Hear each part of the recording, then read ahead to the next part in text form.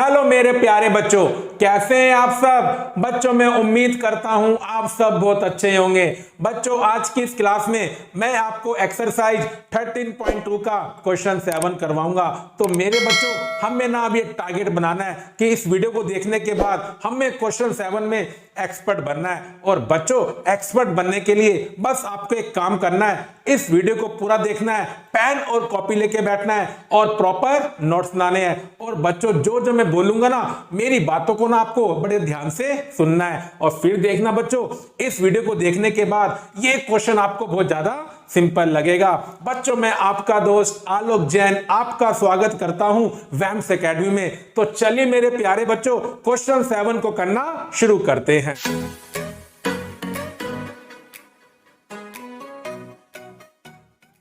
मेरे प्यारे बच्चों क्वेश्चन 7 को करना शुरू करते हैं। तो मेरे बच्चों पहले हम क्वेश्चन को रीड करेंगे और देखेंगे क्या क्या गिवन है, और फिर बच्चों ये पता करेंगे हमें क्या फाइंड करना है। तो देखिए बच्चों, ए solid consisting of A right circular cone of height 120 centimetre and radius 60 centimetre standing on a hemisphere of radius 60 centimetre is placed upright in a right circular cylinder full of water such that it touches the bottom. Find the volume of water left in the cylinder if the radius of the cylinder is 60 centimeter and height is 180 centimeter.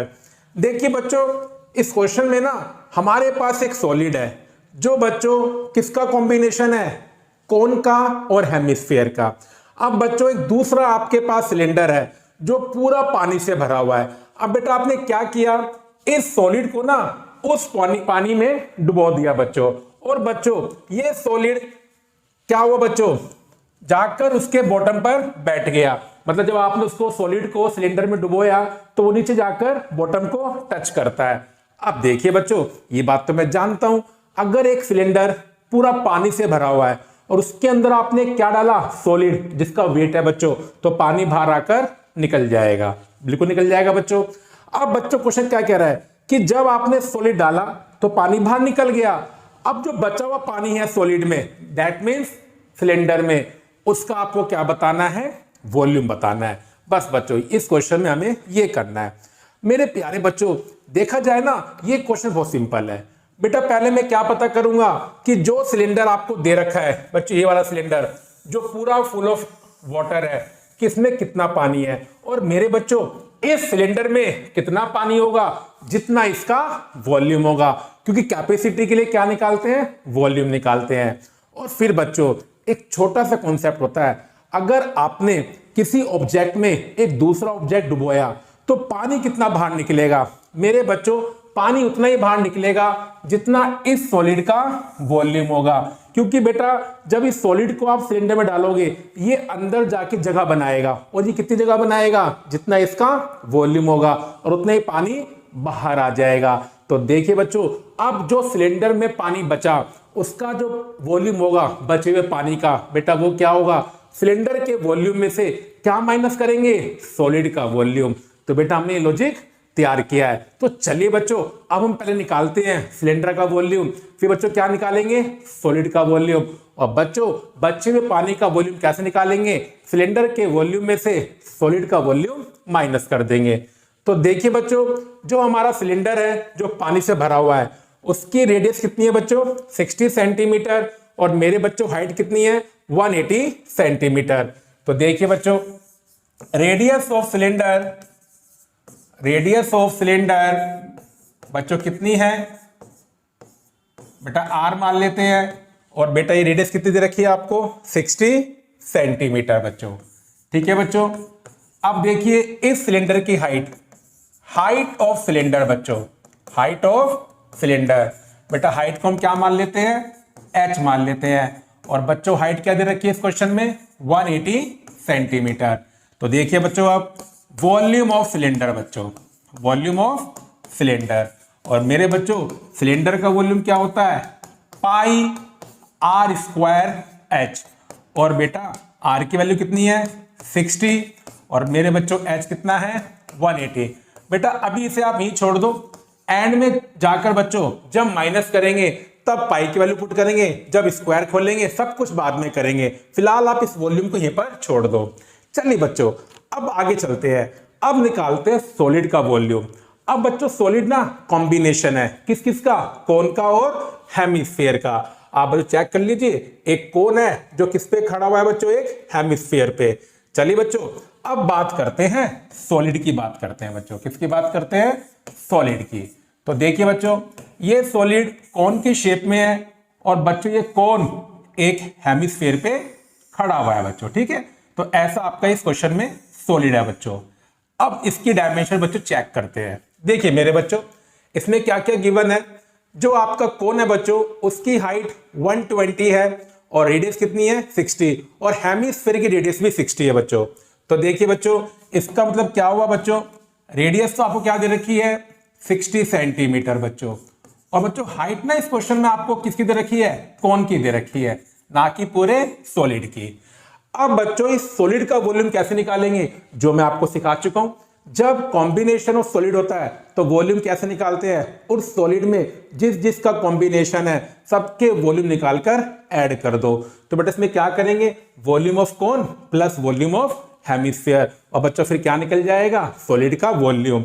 तो देखिए बच्चों अब लिखते हैं radius of hemisphere, radius of hemisphere. बेटा मैं r मान चुका हूं सिलेंडर की रेडियस को, तो यहां पर मैं r1 मान लेता हूं बच्चों, कितनी है 60 सेंटीमीटर। अब देखिए बच्चों रेडियस ऑफ कोन, बेटा ये भी कितनी है 60 सेंटीमीटर, तो इसको भी मैं r1 मानूंगा 60 सेंटीमीटर। और मेरे बच्चों क्या लिखेंगे, हाइट ऑफ कोन, क्या बच्चों, हाइट ऑफ कोन। बेटा ना सिलेंडर की हाइट हम h मान चुके हैं, तो यहां मान लेते हैं h1, और बेटा वो कितनी है 120 सेंटीमीटर। चलिए बच्चों अब देखिए volume of solid, volume of solid, और मेरे बच्चों सॉलिड का वॉल्यूम क्या बनेगा, volume of cone, volume of cone plus volume of hemisphere. ठीक है मेरे बच्चों, अब फॉर्मूले क्या करेंगे बच्चों, यहां पर पुट करेंगे। मेरे बच्चों कोन का जो वॉल्यूम है वो कितना बनेगा, 1/3 पाई r स्क्वायर h। बेटा r की जगह लिखेंगे r1 और h की जगह लिखेंगे h1। और मेरे बच्चों हेमिस्फीयर का वॉल्यूम कितना बनेगा, 2/3 पाई r1 क्यूब। अब देखिए बच्चों पाई यहां भी है, पाई यहां भी है, 3 यहां भी है, 3 यहां भी है, r1 स्क्वायर यहां भी है, r1 स्क्वायर यहां भी है। तो बेटा 1/3 कॉमन आ गया, पाई कॉमन आ गया, और r1 का स्क्वायर कॉमन आ गया। बेटा ब्रैकेट में क्या बचेगा, h1 प्लस 2r1। बेटा पाई की वैल्यू अभी एंड में पुट करेंगे। तो देखिए बच्चों पाई/3, और मेरे बच्चों r1 कितना है इस क्वेश्चन में 60 है बच्चों। बेटा h1 का मतलब है कोन की हाइट, जो क्या दे रखी है 120। बेटा r1 का मतलब कितना है 60 है मेरे बच्चों। अब देखिए बच्चों पाई/3 इंटू में 60 का स्क्वायर, बेटा 120, और 2 इंटू 60 120, 120 प्लस 120 कितना आएगा बच्चों 240। बेटा कैंसिल आउट, ये कितना आ गया 80। तो मेरे बच्चे क्या बन गया, पाई मल्टीप्लाई 60 का स्क्वायर इंटू 80 सेंटीमीटर क्यूब। तो मेरे बच्चे क्या आ गया, सॉलिड का वॉल्यूम जो मैंने सिलेंडर में डाला है बच्चों। अब जैसा मैंने आपको बताया पानी कितना बाहर निकलेगा, जितना इस सॉलिड का वॉल्यूम है। तो सिलेंडर में बचे हुए पानी का वॉल्यूम बच्चों क्या होगा, सिलेंडर का वॉल्यूम माइनस सॉलिड का वॉल्यूम। तो देखिए मेरे बच्चों अब लिखेंगे volume of left water equal to volume of left water equal to volume of cylinder minus volume of solid. ठीक है मेरे बच्चों। अब देखिए बच्चों सिलेंडर का वॉल्यूम हम निकाल चुके हैं मेरे बच्चों, कितना आया था पाई इंटू 60 का स्क्वायर इंटू 180। अब देखिए बच्चों पाई इंटू 60 का स्क्वायर इंटू 180, और मेरे बच्चों सॉलिड का वॉल्यूम कितना आया है, पाई इंटू 60 का स्क्वायर इंटू 80। देखा बच्चों आप लोगों ने, अगर मैं वहां पाई की वैल्यू पुट करता 60 का स्क्वायर सोल्व करता तो क्वेश्चन की कैलकुलेशन क्या हो जाती, मुश्किल। हमेशा ध्यान रखना पाई की वैल्यू बच्चों हमेशा आपको एंड में पुट करनी चाहिए। अब देखिए बच्चों पाई यहां भी है, पाई यहां भी है, 60 का स्क्वायर यहाँ भी है, 60 का स्क्वायर यहाँ भी है, तो बेटा पाई इंटू में 60 का स्क्वायर क्या आ जाएगा कॉमन, तो बेटा क्या बचेगा 180 माइनस 80। अब देखिए बच्चों 60 का स्क्वायर कितना बनेगा 3600 और मेरे बच्चे कितना बन जाएगा 100, तो बच्चे कितना बन जाएगा अब ये 36 और 4 जीरो बच्चों और पाई सेंटीमीटर क्यूब। अब देखिए बच्चों क्योंकि जीरो ज्यादा आ रही है ना तो आप सेंटीमीटर क्यूब को मीटर क्यूब में चेंज कर दो। मेरे बच्चों 1 सेंटीमीटर में कितने मीटर होते हैं 1/100 मीटर। अब बच्चों 1 सेंटीमीटर क्यूब में कितने होंगे बेटा, हाँ भी क्यूब कर दो आप, तो ये बन जाएगा 6 जीरो आएंगे बच्चों, दैट मीन्स 10 लाख बन जाएगा। तो इसका मतलब क्या हुआ बच्चों, अगर आपको सेंटीमीटर क्यूब को किसमें चेंज करना हो मीटर क्यूब में, तो बच्चों किससे डिवाइड कर देंगे 10 लाख से डिवाइड करेंगे बच्चों। तो देखिए बच्चों अब मैं 3,60,000 को किससे डिवाइड करूंगा 10 लाख से डिवाइड करूंगा बच्चों, और ये क्या बन जाएगा मीटर क्यूब। बेटा 4 जीरो क्या हो जाएंगी कैंसिल, तो देखिए बच्चों 0.36 पाई मीटर क्यूब। अब बच्चों ये काम आप घर पे अपने आप कर लेना बच्चों, आप पाई की वैल्यू को पुट कर देना और आपका आंसर आ जाएगा। और अगर एग्जाम में आपके पास टाइम नहीं है तो आप यहां भी छोड़ सकते हैं। मैक्सिमम बच्चों बस हाफ मार्क्स करता है, उससे ज्यादा नहीं करता है। लेकिन बच्चों अगर आपको टाइम नहीं है तो पाई पर छोड़ना ही अच्छा ऑप्शन होता है, कभी कभी टीचर्स पूरे मार्क्स भी दे देते हैं। अब घर बैठ के बच्चों पाई की वैल्यू पुट कर देना, आपका आंसर आ जाएगा। अब बच्चों मैं उम्मीद करता हूं इस क्वेश्चन का सोल्यूशन ना आपको बहुत अच्छा लगा होगा। अब बेटा एक बात को ध्यान रखना आप लोग, इसमें जो मैंने कैलकुलेशन करी है आपको ना उस पर फोकस करना है। मैंने कहीं भी पाई की वैल्यू पुट नहीं करी, मैंने 60 का स्क्वायर नहीं किया, इससे क्वेश्चन की कैलकुलेशन क्या हो जाती है बच्चों मुश्किल हो जाती। क्योंकि बच्चों मुझे स्टार्टिंग में पता लग गया था मुझे सिलेंडर के वॉल्यूम में से क्या माइनस करना है सॉलिड का वॉल्यूम।